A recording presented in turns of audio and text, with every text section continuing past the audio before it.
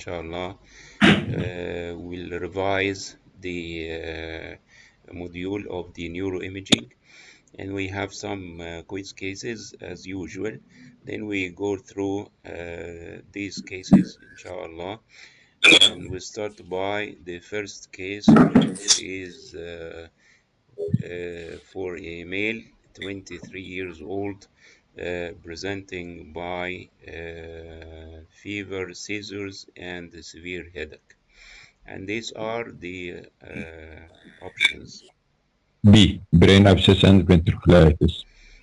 Okay, Brain abscess and yes, and this is a marginally enhancing lesion in the in the left frontal lobe, which is directly communicating with the ventricle, and this is one of the complications of brain abscesses. It can rupture in the ventricle and also can reach the subdural and the epidural spaces. Then you got pus in the ventricle, and this pus will show diffusion restriction similar to the original abscess. In the second case, Colloid cyst. yes, and this is typical appearance of a colloid cyst, which is considered an intraventricular lesion, and it shows characteristic CT density and no characteristic MRI finding, since it can appear of low signal in the T1 and T2, or can be of bright signal in both sequences, and there are variables depending on the content of the colloid cyst. This colloid cyst is not considered an intraaxial nor an extraaxial lesion. It is an intraventricular lesion. Yes. Meningioma. Meningioma. Yes, and this is a densely calcified Calcified meningioma. in the CT scan, but it shows contrast enhancement on MRI, and this is known as thermomatous meningioma, where there is little interstitial space, and the meningioma is totally formed of condensed cells. And that's why this meningioma in particular will show intermediate signal in both T1 and T2 weighted images. And you know that the gradient image is more sensitive than T2 for detection of calcium. And you can see that the meningioma is almost totally calcified. However, it is surrounded by some brain edema, and also it shows contrast enhancement and dural base. There is a seismic change in the left temporal lobe. Yeah. Venous infarction. Mid-cerebral artery infarction. infarction. Venous infarction. Venous. Infarction. Yes. And this is Hemorrhagic venous infarction infarction. because number one, it is not in the classic territory of the middle cerebral. It is also hemorrhagic, and the MR venography shows that the transverse sinus on the left side, as well as the sigmoid and the internal jugular vein, are almost thrombosed with no signal inside. This signal corresponds to the internal carotid artery, and this is the middle cerebral and the arterial cerebral. There is some overlap of the venous on the arterial sides. Then this patient had a classic history of positional headache, neck pain, neck stiffness, nausea, vomiting, sensitivity to light or sound, and sense of imbalance. Meningitis. Leptomeningitis. No, Venous thrombosis. no. Intracranial hypotension. Yes, this is right. And this is intracranial hypotension. And I don't think that I explained this in my lectures concerning the brain, but they are explained elsewhere in the text. But be careful about diffuse meningeal thickening and enhancement in the presence of this particular history of positional headache while standing, and is relieved while lying down, together with some other important features. These features I will summarize in the next slide. Then this is a triad of low CSF pressure, orthostatic headache, and a diffuse pachymeningeal enhancement. There is diffuse meningeal enhancement and thickening. Of course, you can consider this as meningitis, as sarcoid, as leptomeningeal carcinomatosa sometimes, but the history is very important for the diagnosis of spontaneous intracranial hypotension. And there are some causes of this hypotension, like the traumatic causes, and also some spontaneous etiology, like meningeal diverticuli, calcified disc herniation, which can perforate the dura. Speculated osteophytes have the same effect, CSF venous fistula, and weakness of the dural sac due to connective tissue disorder. The findings are, as you can see here. Number one is obliteration of the prepontine cistern, flattening of the bones, the anterior aspect of the bones, draping of the optic chiasm over the dorsum celli. And you see that the suprasellar cistern is almost not seen in the image. Then you may got subdural hygromas or hematomas, enlargement or engorgement of the pituitary gland, and ventricular collapse, attenuated ventricles, and engorged dural sinuses. Then if you go to the original case, then you can see that the ventricles are attenuated. There is some subdural collection. There is obliteration of the cistern around the bones, and there is engorgement and enhancement of the sella of the pituitary gland, with acute angle between the internal cerebral veins and the straight sinus. Then we go to another case, and here you can see that there is engorgement of the dural sinuses, a diffuse pachymeningeal thickening, and also one of the important findings in the sagittal images is the downward herniation of the tonsils through the foramen magnum, simulating the Chiari 1 malformation. Then please remember these findings. They are very important for the diagnosis of a spontaneous intracranial hypotension.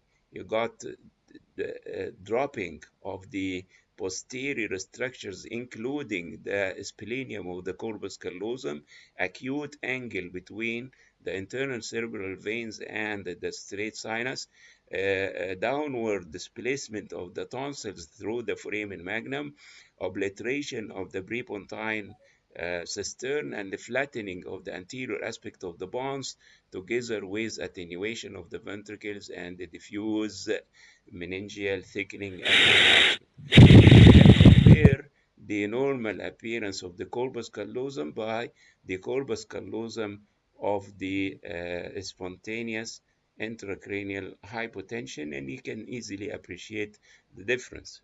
Then the next case. Adrenoleukodystrophy. Yes, this is right. And this is a case of adrenoleukodystrophy, where you see abnormalities in the white matter, particularly in the parieto-occipital areas, of low signal in the T1, high signal in the T2, and the flare. And if you inject the contrast, these lesions will peripherally enhanced. And this patient had pulmonary TB, and word finding difficulty, meaning that he some deterioration of the memory and so on. And this is an MR spectroscopy, including a contrast enhanced T1 weighted image. الكولين هاي دكتور؟ Yes, ابسس. abscess. بس الكولين مش ظاهر بالابسس. See, this is the voxel of the normal brain, and this is the NAA, choline, and the creatine, and this arrow points to the lipid which are absent in the normal brain. But in this هو كده تيومر، هو الكولين عالي والان اي اي قليل، فده تيومر. yes, and this is very important. Whenever you are asked about spectroscopy, you look first for the choline. If the choline is high, then you consider a neoplastic pathology. Then forget about the spectroscopy, then go to the MR appearance. If you see peripheral enhancement and this is a tumor, what do you think? ميتاستاتيك. Yes, metastatic or glioblastoma multiforme. They both can present by the same appearance. Then one of the good policies is to go first for the and look for the choline peak. If the choline peak is not present, think of other diagnosis rather than a neoplastic etiology. I will show to you some of the examples concerning spectroscopy during this session. This central pontine demyelination. Yes, and this is central pontine myelinolysis, and you see the Mexican cap, and also you can see some diffusion restriction. And I said in my lectures that these lesions do not show diffusion restriction, and this is good for the chronic lesions, but the acute onset lesions will show diffusion restriction, as you can see here. Then we have to discriminate between acute lesions and the chronic lesions, and we should not usually be confused about the lesion. If it is restricted, someone may think of an infarction, which is not true. Then what do you think about this case? Oligodendroglioma. Yes, and this is oligodendroglioma because of the calcium, and you see the tumor, and you cannot see calcium, of course, in the T2 weighted image. Then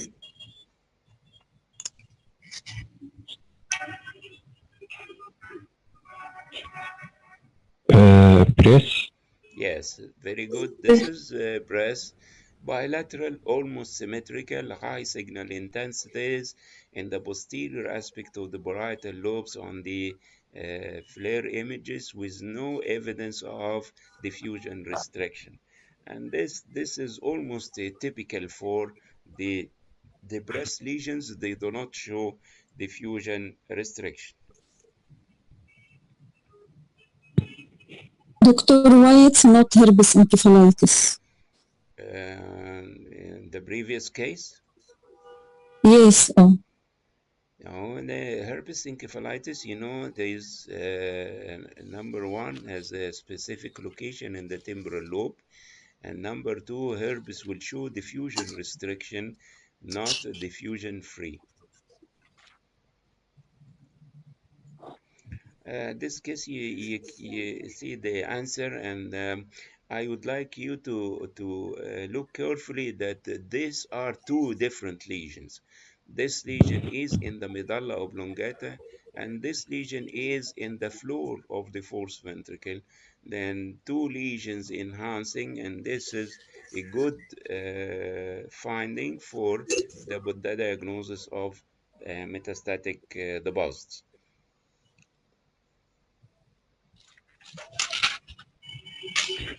Papilloma. Right flexing. Yes, and the difference between papilloma and carcinoma is the extension of the tumor outside the ventricle. And the extension of the tumor outside the ventricle is known by the development of brain edema at the margin of the tumor. And here you can easily appreciate the presence of some edematous changes along the outer margin of the lesion, diagnostic of choroid plexus carcinoma.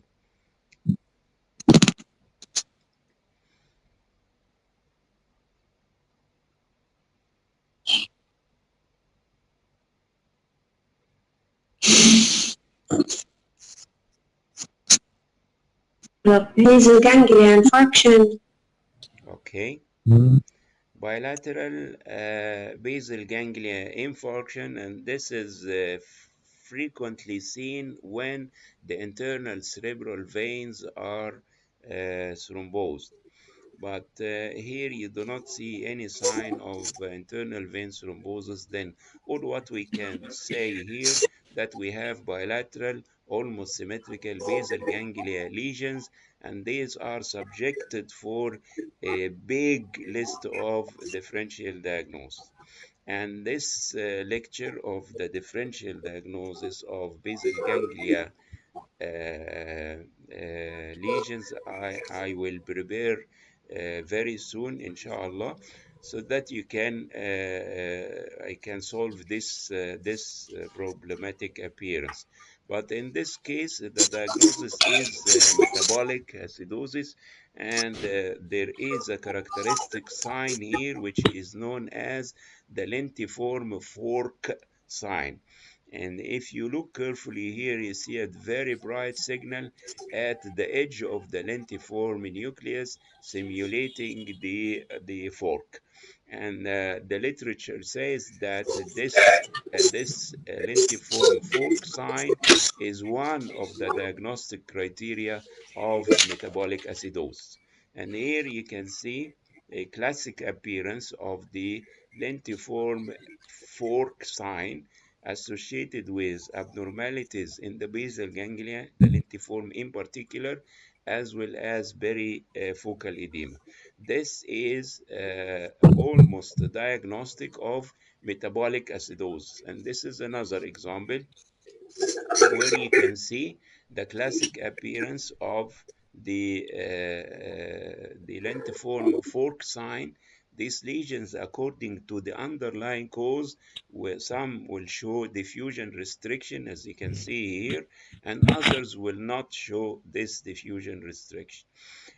Metabolic acidosis, as is written here, develops when there is much acid in the body. And this occurs when the kidney cannot remove enough acid from the body. And there are several types of metabolic acidosis, like diabetic ketoacidosis, where accumulation of the ketone bodies, which are acidic in the blood, or hyperchloremic acidosis, excess of sodium bicarbonate in patients with severe diarrhea, and in kidney disease like uremia or renal tubular acidosis, you may got these appearance. Then lactic acidosis is one of these, let us say it is the most common form, where there is accumulation of lactic acid in the circulation, and this occurs when the body breaks carbohydrates to use energy when oxygen levels are low. And the underlying causes may be cancer, carbon monoxide poisoning. You remember that one of the best diagnoses for bilateral symmetrical basal ganglia lesions is carbon monoxide poisoning.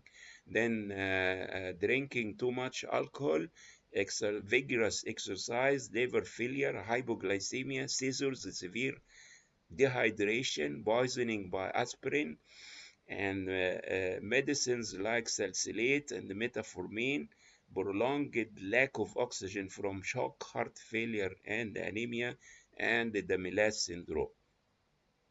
Then, in order to diagnose this, you require the symptoms and the blood tests, like to look for the blood gases, blood ketone bodies, lactic acid test, urine ketones, and urine pH. And this is a summary for the most common causes for metabolic acidosis, like diarrhea, biliary or pancreatic fistula, renal tubular acidosis, total parental nutrition, dilution acidosis, and the recovery from diabetic ketoacidosis, and too many causes.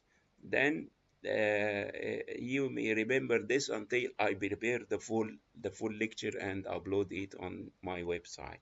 The next case is a عفوا patient. دكتور الميتابوليك اسيدوز هذا ريفرسبل ولا ريفرسبل؟ Yes, some of these changes are reversible.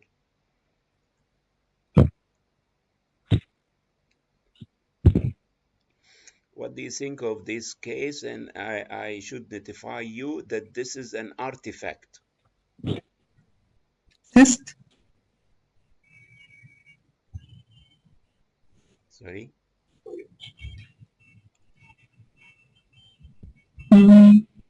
What is this image? T1 axial MRI T1. No, it's not T1. You see the globe is bright. SWI. Yes, and this is susceptibility weighted image. What do you see here?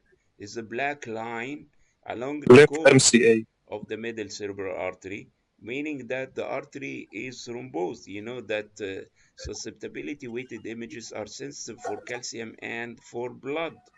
And this is known as the susceptibility vessel sign. You remember the hyperdense vessel sign by CT? This is known as the susceptibility vessel sign by the susceptibility weighted images. And you got an infarction in the middle cerebral trajectory showing diffusion restriction and the diffusion weighted image, and this is ADC, and this is CT angio showing occlusion of the middle cerebral artery. Then if you see that the one of the vessels is black in the gradient image or in the susceptibility weighted image, and you say that this is susceptibility vessel sign, and you know it is analogous to the hyperdense vessel sign seen in the CT scan. And if you have the MR angiography or any type of angiograms, then you can see occlusion of the artery. Then I should remember you once more. If you are confronted by a spectroscope, then go to the choline peak. GPM. This is not the enhancement of GPM.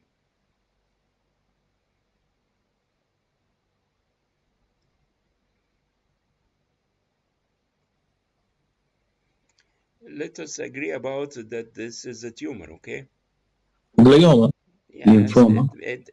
Any type of malignancy. It may be a metastatic deposit, maybe lymphoma, maybe glioblastoma multiforme, and this was a case of lymphoma. But you consider first that the peak of choline is extremely high.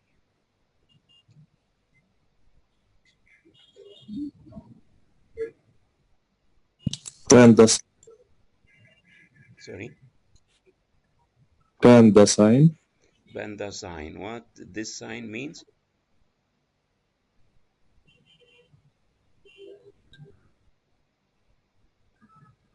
hepatic encephalopathy. Very good. And this is Wilson disease due to the hepatic encephalopathy. And the face of panda is one of the signs that can be seen in the brainstem, in the midbrain in particular, due to the non-affection of the red nuclei and part of the substantia nigra that will appear black on the background of the affection of the rest of the brainstem, of the midbrain. And also you can see the high signal in the T1 and low signal in the T2 and susceptibility weighted image due to the presence of iron in the basal ganglia. And this is the classic appearance of the face of panda sign seen in the midbrain due to the non-affection of the red nuclei and the substantia nigra, which is joined to the diagnosis of Wilson disease. Next case.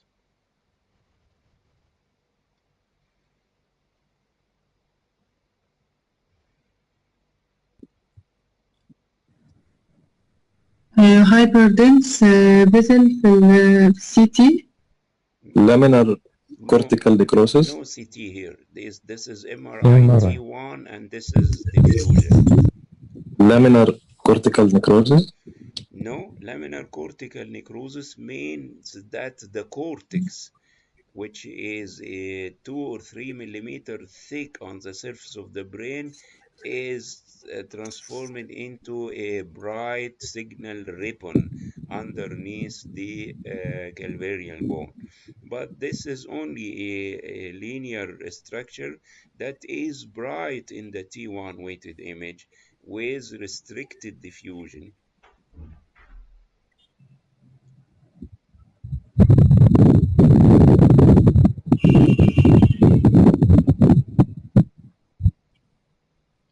What do you think?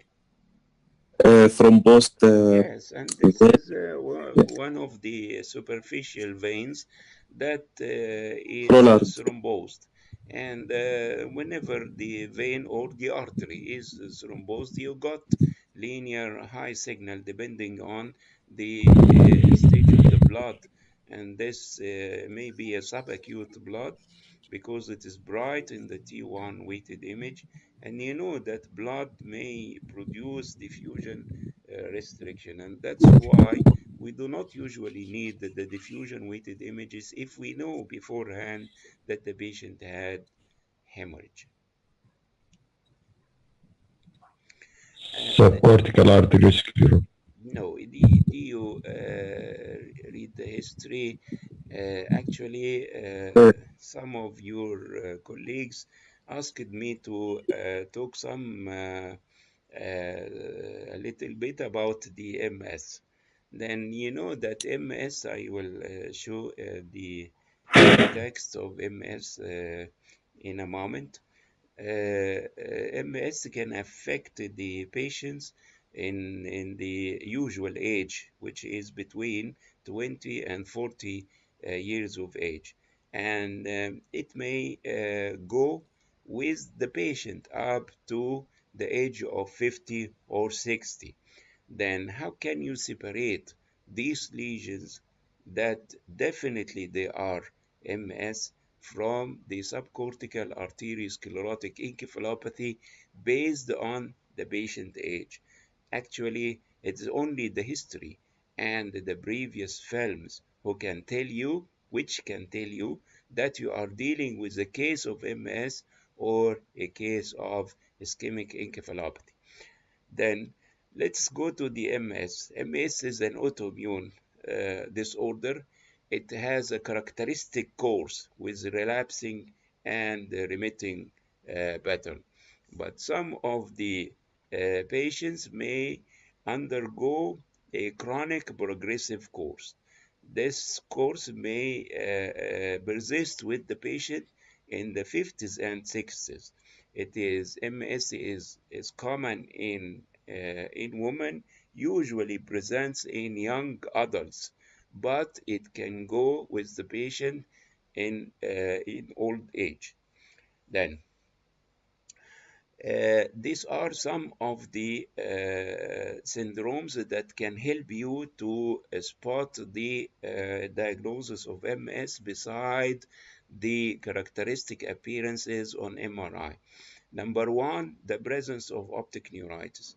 And this is usually acute unilateral loss of vision with eye pain, which is worse by movement. Number two is internuclear ophthalmoplegia with characteristic horizontal eye movement. Then phenomena. Atoph's phenomena is a worsening of neurological symptoms with increased body temperature. If you have a hot bath, then you may got this worsening of neurological symptoms. Lermet phenomena means the transient electric sensation in the spine and limbs when the neck is flexed. And please consider that this sign can occur in other lesions compressing the cord.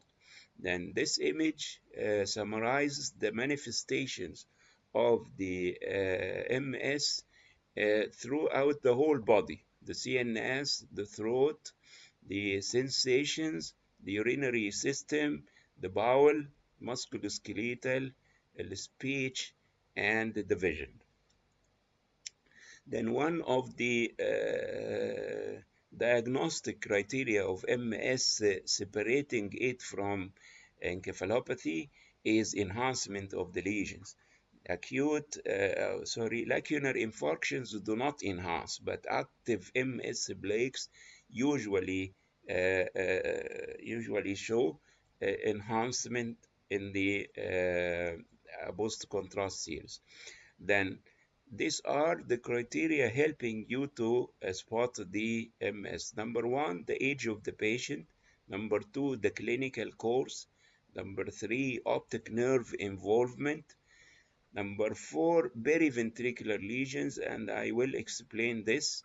Then periventricular lesions perpendicular to the corpus callosum, which is known as Dawson's finger. Then contrast enhancement of the active lesions. These findings are not considered periventricular. Lesions that do not touch the lateral ventricle, like these lesions.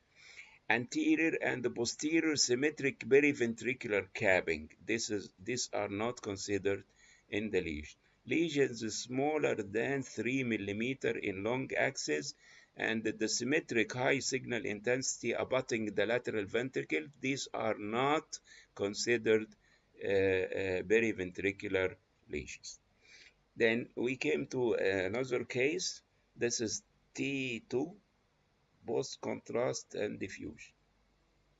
Lymphoma. Yes, and this is a spot case of lymphoma because of diffusion restriction and inhomogeneous enhancement.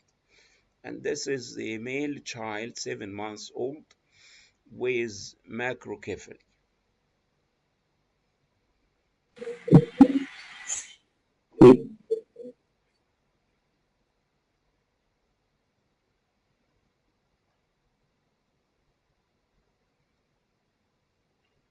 What do you think? Leukodystrophy, metachromatic. Alexander. These are the Cerebral suggested atrophy. diagnoses. Cerebral atrophy. Cerebral atrophy. هو ألكسندر. لحد سنتين ما تقدر تقول Alexander اتروفي. is not present here. Metachromatic. Metachromatic is not present in the suggested options. Acquired stellar obstruction. Canavan. And this is a benign enlargement of the subarachnoid CSF space in infancy. And the clue for the diagnosis is this. You cannot diagnose this benign enlargement of the subarachnoid space without knowing that the patient had microcephaly. It is unlogic to diagnose cerebral atrophy in patients with macrocephaly. In patients with macrocephaly, they are looking for hydrocephalus. But in absence of hydrocephalus, and you can see that the frontal and parietal subarachnoid CSF spaces are wide, but the ventricles are normal, and this is known as benign enlargement of the subarachnoid CSF space in infancy, and this resolves spontaneously at the age of 2 years. Then please remember that if you have a child with macrocephaly and you see a disappearance, this is not atrophy. And this is the usual appearance of the white matter in this age group. Then this is what we call benign enlargement of the CSF spaces in infancy. Macrocephaly is essential for the diagnosis.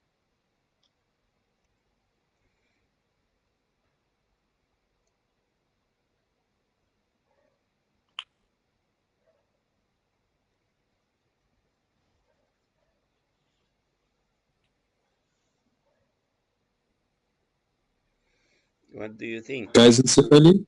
No, Kaisencephaly. no, no.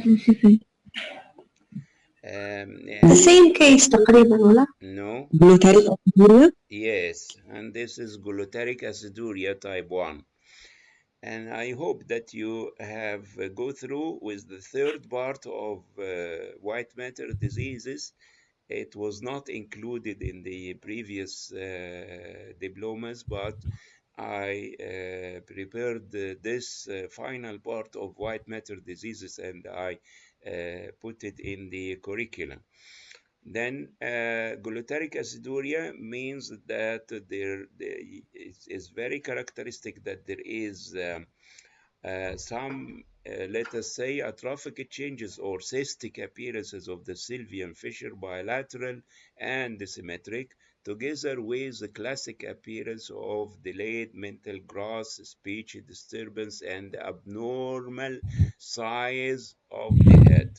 And this is one of the cases also you can diagnose by the presence of macrocephaly. This is an autosomal recessive disease and it affects the mitochondrial activity, leading to accumulation of glutaric acid in the brain, in the body fluids, including urine, and that's why the name of the disease. In This is an autosomal recessive, as I have mentioned, so consanguineous marriage are at high risk of developing this disease.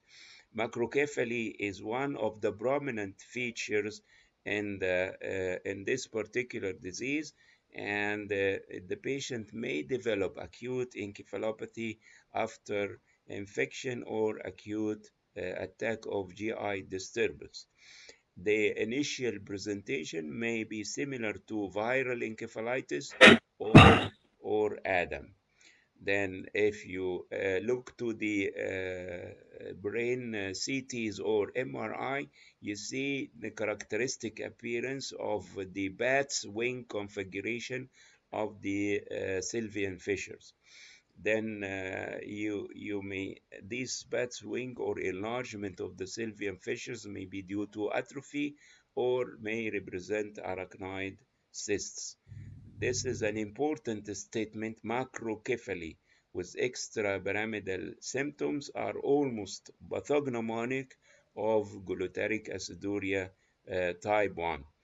And this is the clinical presentation: macrocephaly, extrapyramidal symptoms, and the initial presentation may simulate viral encephalitis. Next case is a 50 years old male with headache and scalp swelling. Atypical meningioma. Okay, Hemipericytoma. sorry. Atypical meningioma is a good possibility. Heman- What other? Hemangiopericytoma. Hemangiopericytoma, another? Extraaxial lesion, this one is. Yes, it is. You remember that I have told you usually in the head and neck in general, if you are confronted by a lesion, the differential diagnosis is almost easy. You mention the primary lesion that can show this appearance, then you mention after that lymphoma and metastasis. This is the sequence of events. Then you have said that this is a typical meningioma, good, and meningiopericytoma, good. Then if you are asked what else, you say lymphoma and metastasis. And this term is an old one, which indicates a malignant meningioma. It's no more used, but the term atypical meningioma or meningioma grade 2 or grade 3 is usually the preferred term nowadays. It is enough for you to say that this is a typical meningioma, or even to say hemangiopericytoma is good. But whenever you are asked about the differential diagnosis, you should say lymphoma and metastasis. Medulloblastoma. Yes, and this is a straightforward case of medulloblastoma because of the diffusion restriction. This is the only posterior fossa lesion that can show diffusion restriction up till now. This patient had history of trauma, and these are the possibilities. developmental venous anomaly. Developmental venous anomaly. Subarachnoid hemorrhage. Yes, and this is subarachnoid hemorrhage. And the CT scan, you see high density in the sylvian fissure with edema. In the susceptibility weighted image, you see the signal of blood in the sylvian fissure compared to the opposite one. And this is diagnostic of subarachnoid hemorrhage.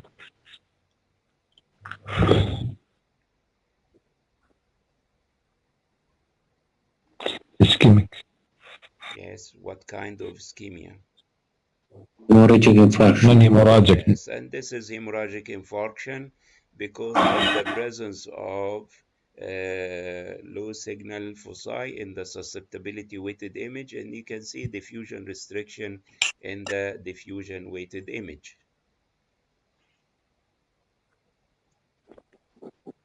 Giant cavernoma. Yes, and this is right. This is a giant cavernoma diagnosed by the presence of blood elements seen in the susceptibility weighted image and also in the T1 weighted image with the characteristic hemosiderin rim and the minimal perifocal brain edema.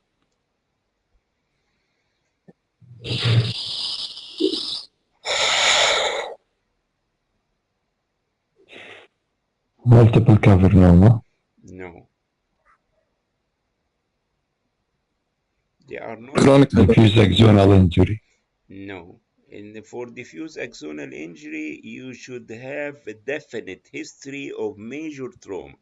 If you don't have this, look for another diagnosis. But you know, in Leads the or these recent lectures, that the patients with hypertensive encephalopathy may develop microbleeds, and that's why the gradient images or the susceptibility weighted images are essential in the protocol of examination of such cases, because if you detect microbleeds, then you should mention this very clear in the report to guard against the anticoagulant if the clinician is about to give the patient any form of anticoagulants.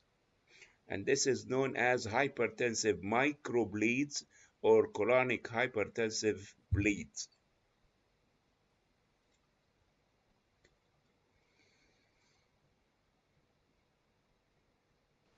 glioblastoma. Yes, and this is glioblastoma, typical appearance with marginal enhancement, central necrosis, some blood signal inside the tumor, all the features of glioblastoma multiforme.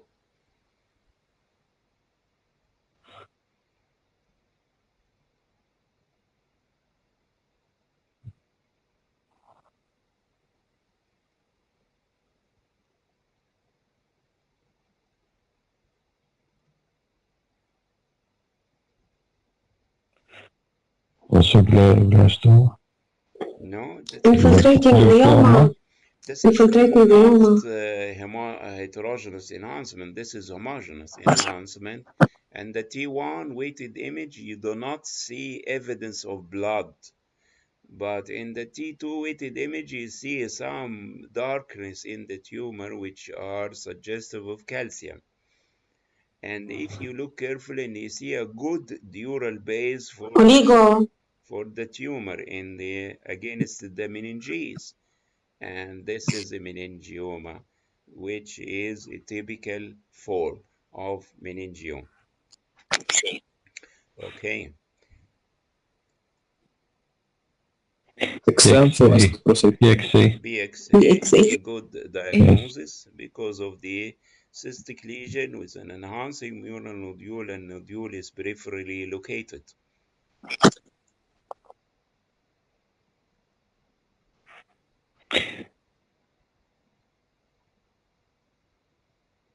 Abscess. Okay, and the abscess usually show diffusion restriction. Is it true? Yes. But Abscess here diffusion. it is not totally diffusion restriction. It's only part of the lesion that shows diffusion restriction, and the remaining part of the lesion shows diffusion free. And this is an important finding in the Treated fungal lymphoma. abscesses.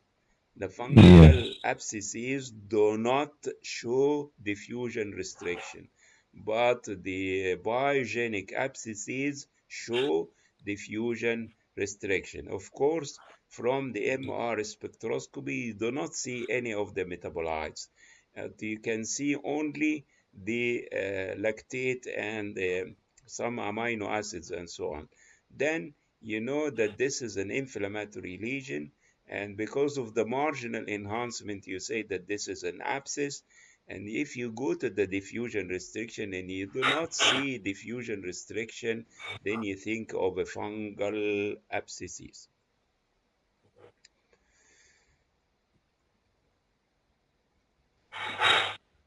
Stage-Weber.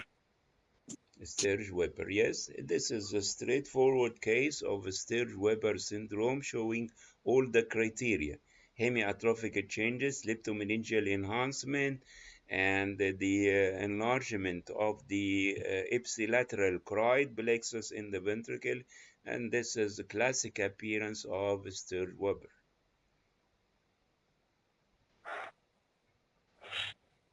Subependymoma. Very good. And this is subependymoma because of the absence of enhancement. It's an intraventricular lesion that is exactly similar to the ependymoma, except that in about 60% of the tumors, they do not show enhancement.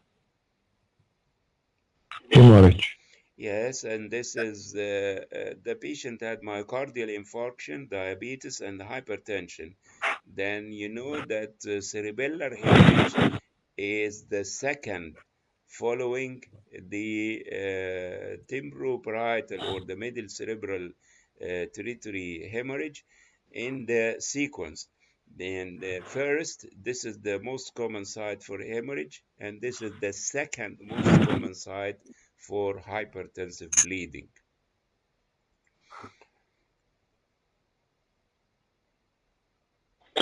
Dermoitis. Dermoitis. Yes, and you should say Backseeding. yes, with leakage in the subarachnoid space and maybe inside the ventricles as well. The lesion showed fat density in the CT with marginal calcification, and it shows high signal in the T1, denoting the presence of fat. And you can see also fat globules scattered throughout the subarachnoid space.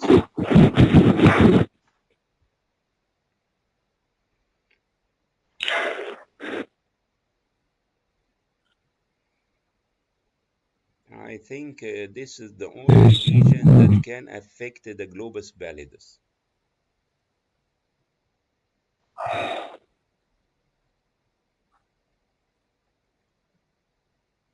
Bilateral and symmetric.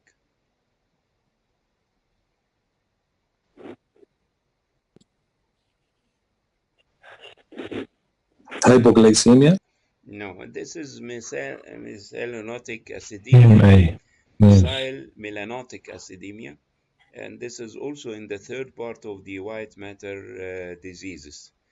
Methylmalonic acidemia is an autosomal recessive disorder, and the body is unable to process certain proteins and fat, leading the accumulation of harmful amount of organic acids and toxins in the body.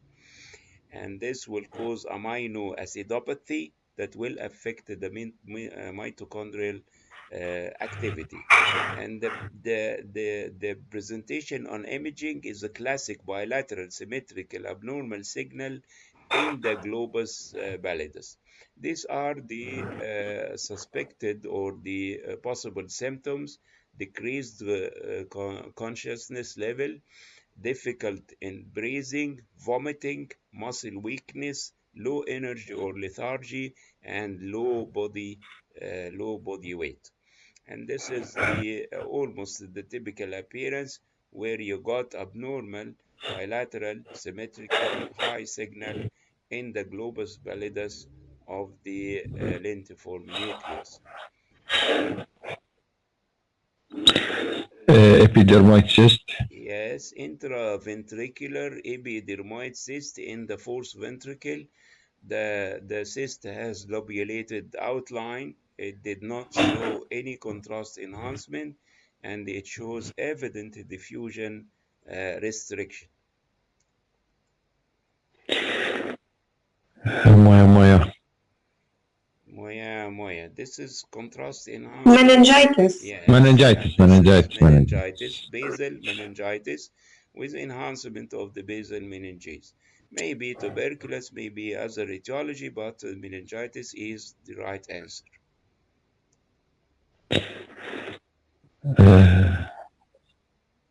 Cavernoma. Yes, multiple cavernomas or familial cavernomatosis. And you see the classic appearance of the lesions that appear somewhat hyperdense in the pre-contrast. If you inject the contrast, they will not show significant enhancement, and there is no perifocal brain edema with little, if any, mass effect. empyema subdural Yes, empyema subdural empyema, the classic appearance with marginal enhancement in the interhemispheric fissure and the diffusion restriction in the diffusion weighted image.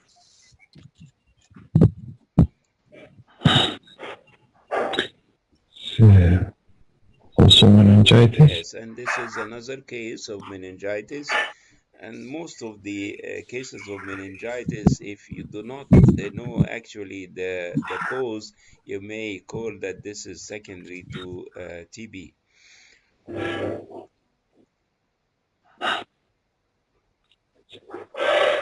hemorrhage Yes. Any hemorrhage? Subarachnoid. intracerebral hemorrhage and Okay, extends this is intraventricular. a contrast enhanced image, and this is موية yes, موية yes, and this is and moya disease. You do not see the main stem arteries in the anterior cerebral or middle cerebral, and you know that moya disease may present by hemorrhages or by infarctions or both.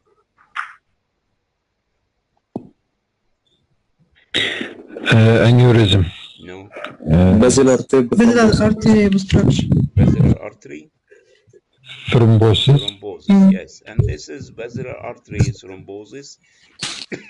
It can be associated with abnormalities in the brain stem or not, but be careful before diagnosis this basilar artery thrombosis that you should go through the images to confirm the existence of this, because many times you may be confused by atheromatous calcifications in the basilar artery in old age, and you misdiagnose this as basilar artery thrombosis. Of course, the basilar artery thrombosis will present by major symptoms, and this is very important. encephalomalacia. No. Arachnoid cyst. Arachnoid cyst. Arachnoid cyst. Yes, this is an extraaxial diffusion-free cystic lesion of CSF containing. If this is encephalomalacia, you can see that there is a vasodilatation of the adjacent ventricle, but this is not the case. This is arachnoid cyst in the sylvian fissure. Papilloma. Yes, and this is the classic appearance of choroid plexus papilloma. Absolutely intraventricular with strawberry margin and this significant contrast enhancement.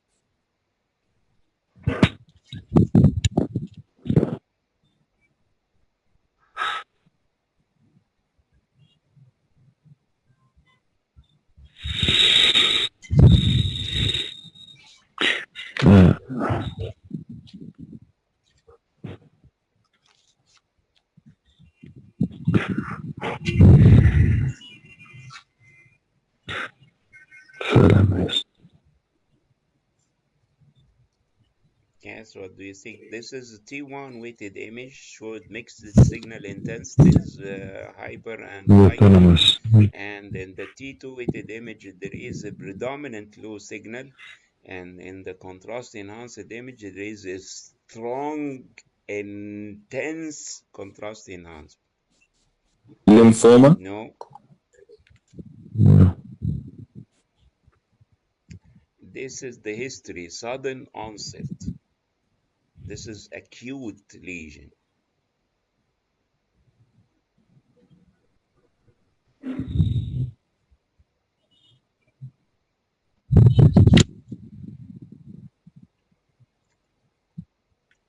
Okay, this is once more a fungus infection of the brain. And how can you know that this is fungus? By the extensive enhancement of the lesion after injection of contrast. This is almost a classic appearance. And whenever I am consulted about such cases, I say with great confidence that this is fungus based on the intense enhancement, number one, and the low signals of the lesion in the T2 weighted image, number two. Then if you consider the acute onset, you know that this is an inflammatory lesion in the brain. Then please remember the intense enhancement of the fungus and the post-contrast and the absence of diffusion restriction in fungal abscesses.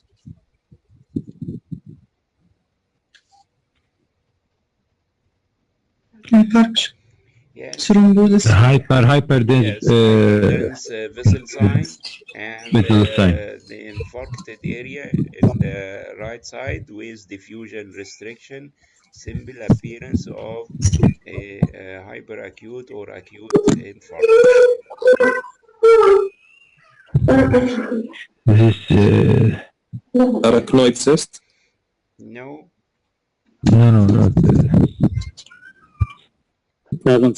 كيفم yes, yes, فيلم انتربوزيتم. yes, interpositum.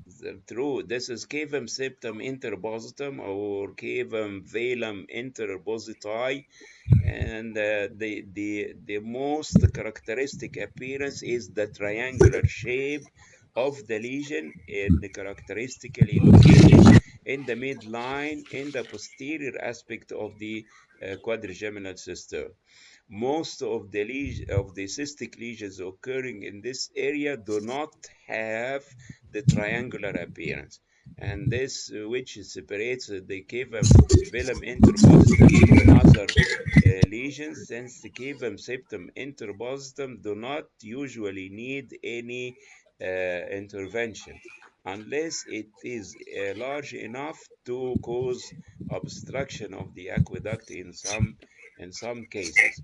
In the sagittal image, you can see this oblong appearance, but the appearance in the axial image is quite diagnostic. Cysticercosis. Yes, and this is neurocysticercosis with the classic cyst and dot sign. And you remember that I have mentioned if you see this appearance, you should diagnose cysticercosis. And you can see if you have too many lesions and one only fulfill this criteria, you diagnose neurocysticercosis.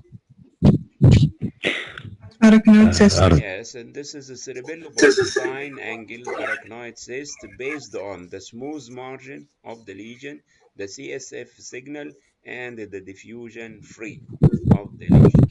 This you know that arachnoid cyst is usually located against the greater wing of the sphenoid, but it can occur also in the posterior fossa with maintaining its classic imaging criteria, including the smooth margin, the CSF density and signal intensity.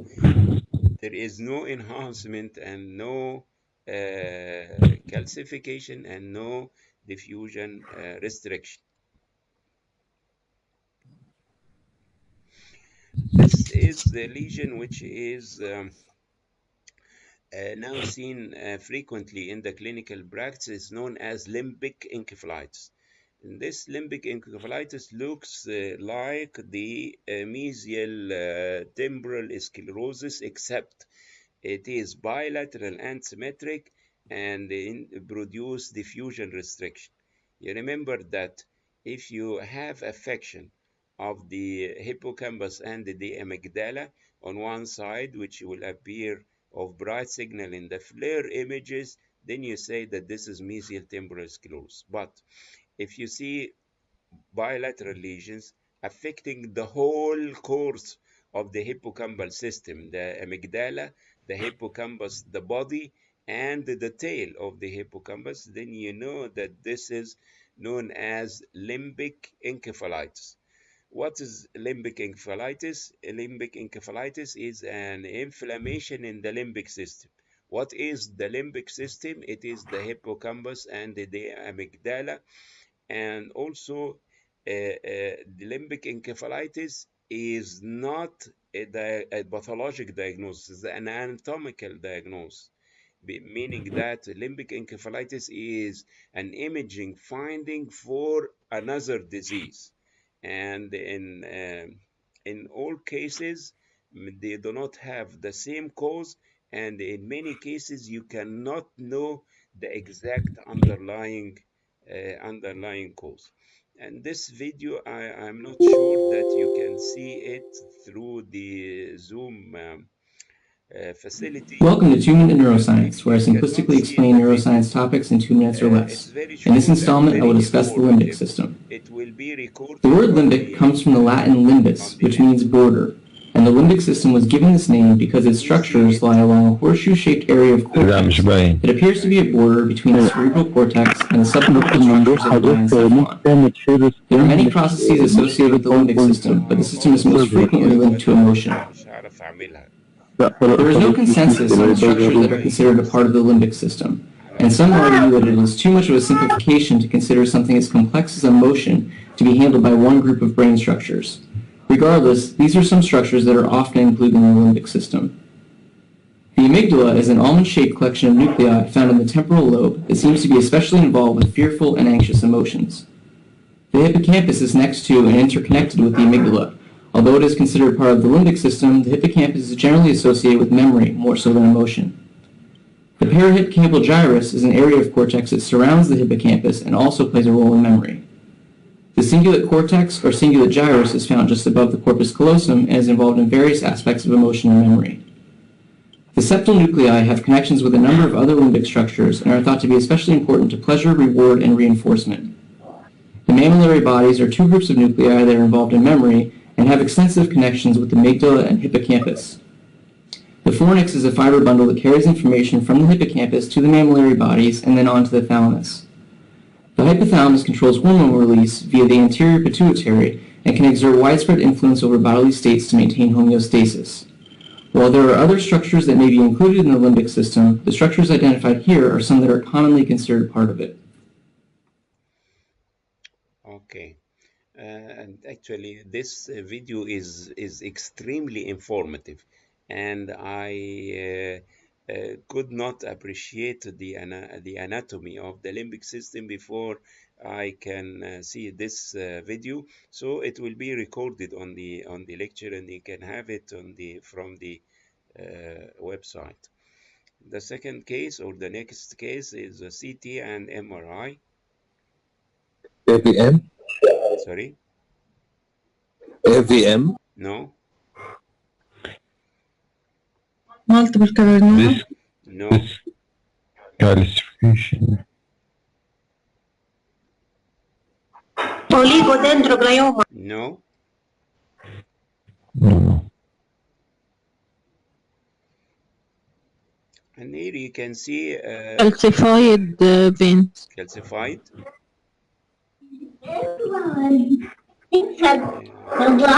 Okay, you see multiple dots of calcifications. Some of them are in the extraaxial space in the suprasellar cistern, and others are located in the brain, and they are surrounded by some edematous changes, and these are calcified tuberculomas.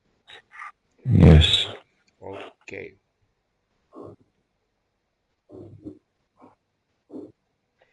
Hematoma. Subdural hematoma. Subdural hematoma. Right or left? Left. The remaining brain is normal. No, there is a ventriculomegaly. Yeah. hydrocephalus. Yes, and this is actually this will be discussed in great details in the pediatric section. This is a hypoxic ischemic encephalopathy of an infant with a subdural hematoma. Okay. Atypical meningioma. Yes, and or Lymphoma or or or metastasis. yes, Hemangiopericytoma. yes, atypical meningioma, hemangiopericytoma, lymphoma, and metastasis. And you can Metastasis. say that in the same sequence. Okay.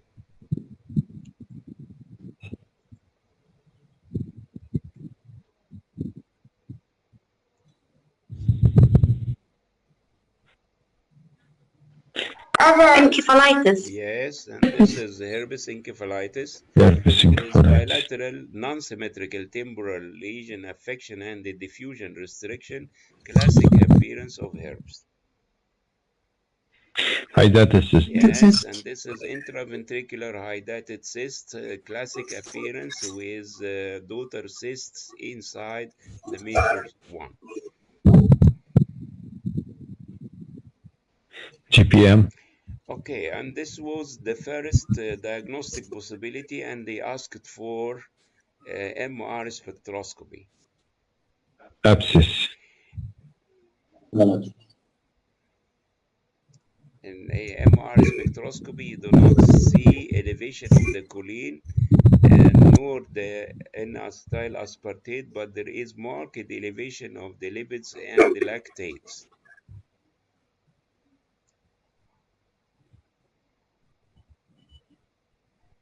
Fungal abscess. Yes, and this is actually was proved to be a giant tuberculoma. You know that the biogenic abscess do not contain such an intracavitary lesion, but the tuberculoma may contain this lesion due to caseous material and associated pus component.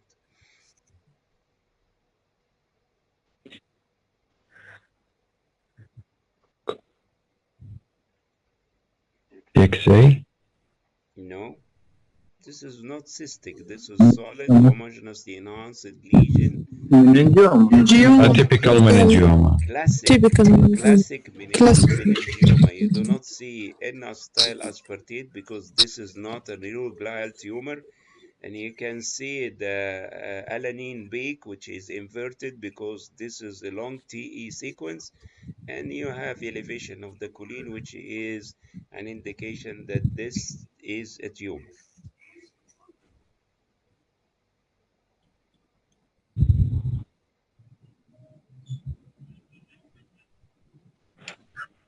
Meningitis.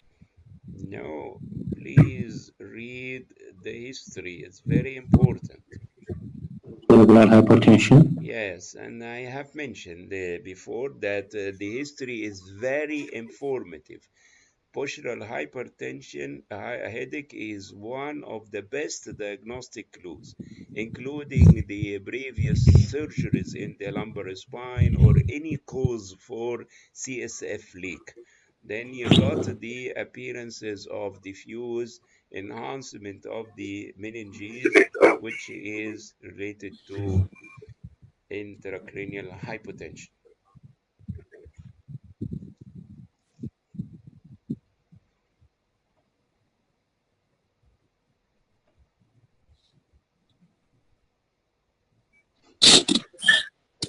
Plaque meninges due to metastasis.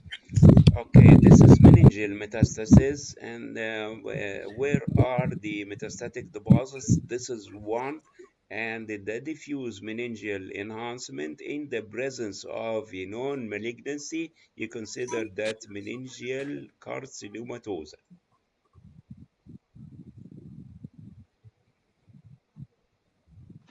Pilocytic astrocytoma.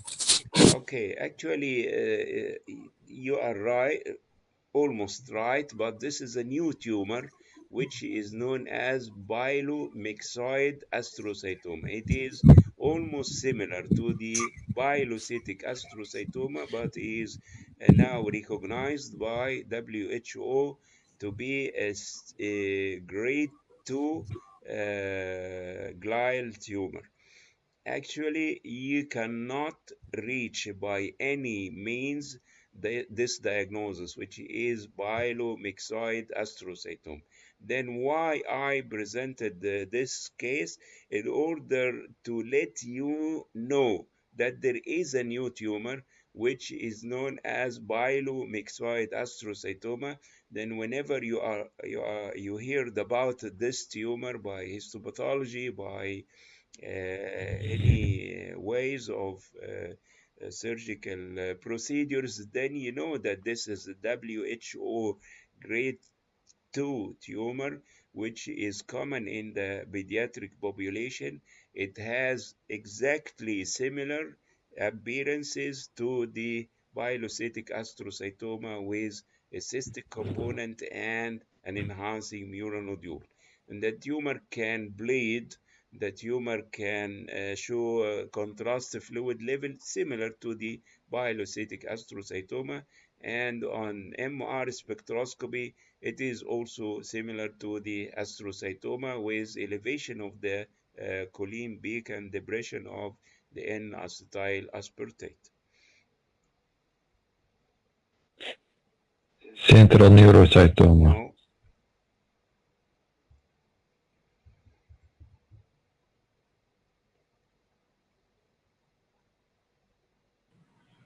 craniopharyngeal. no. None of above. Then what is the diagnosis? I don't know. And this is epidermoid cyst actually. You see that the cyst is of low signal in the T1, and in the flare it is not of CSF signal, and in the EDC it shows diffusion restriction, and this is epidermoid cyst. This patient had sudden onset of hemiparesis and disturbed conscience, and was diagnosed recently with locally advanced squamous cell carcinoma of the piriform sinus. Then this is MRI of the brain T1, T2, and with contrast, and this is the MR spectroscopy.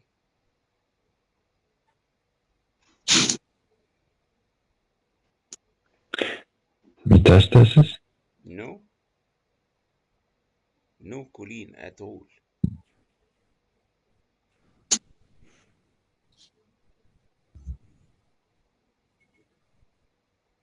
You see this? Lymphoma? Radiation You necrosis. see this? What is this? Yes. Succinate. Succinate, which is present in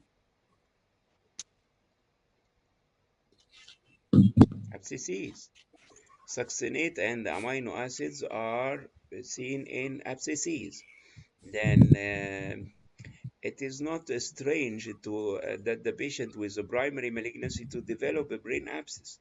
And here you can see that there is no metabolites in the NAA, creatine, or the choline. Instead, you have amino acids, you have lactate, and you have succinate. Then you know that you are dealing with an inflammatory lesion, which is marginally enhancing diagnostic of the brain abscess. هذا وبالله التوفيق.